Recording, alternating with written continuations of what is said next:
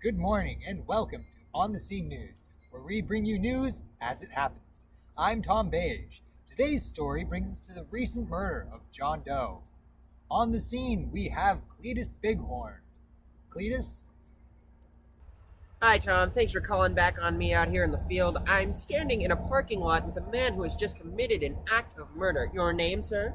James Markeith. James Markeith. Nice to meet you, James Markeith. And could you tell us a little bit about what you've just done? Well, I just murdered this person here. He appeared to look at me the wrong way as he was walking by. He looked at you the wrong way. Yes, indeed. What a terrible person. I'm sure he deserved it. Could you comment a little bit about why you thought it was okay to kill him? Well, when I was little, I used to play with knives, guns, spiked baseball bats. That sounds metal as hell, dude. Yes, indeed. So, having a rough childhood with such violent weapons, I grew accustomed to taking my aggression out with those weapons. Could you comment a little bit about how your parents may have influenced your choice of childhood toys? Well, being that they worked at a Chrysler plant Oh my, I'm so sorry. in downtown Detroit, Oh my, I'm so sorry. even worse, yes.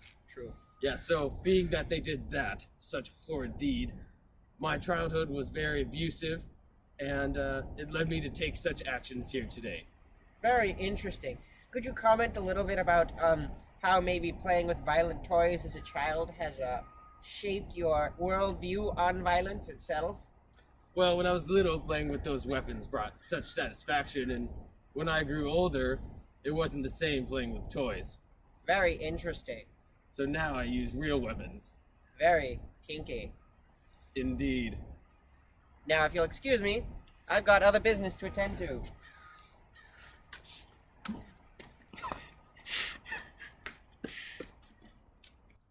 Thank you, Cletus. We've brought in a special guest to tell us more about what might have led to such a tragedy. Good morning, Dr. Doe. How are you? I'm pretty sure that was just my brother. I'm sure it was just a passing resemblance. Now, could you tell us more about what might have led to this travesty? Well, let's look at how violent toys increase his aggression. First, let's take classical conditioning into account. When he was a child playing with violent toys, he began to relate weapons and violence with fun. Now, whenever he does something violent, it elicits a positive response. That clearly shows how violent toys cannot be good for children. Are there any other ways that violent toys could lead to aggressive behavior? Yes, he could have also learned it through operant conditioning.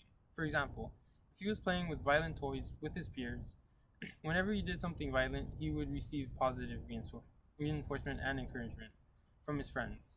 On the other hand, if he didn't want to play violently, he would be shunned by the group, which would be a form of negative punishment.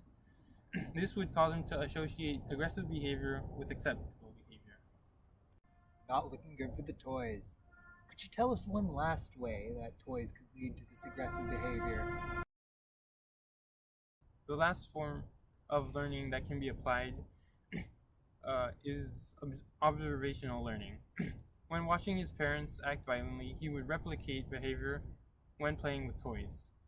As he grew up, he would continue the use of violent behavior with actual weapons and real situations. There you have it, folks. We should ban all violent toys now. Save the children! Tom Beige. Word on here.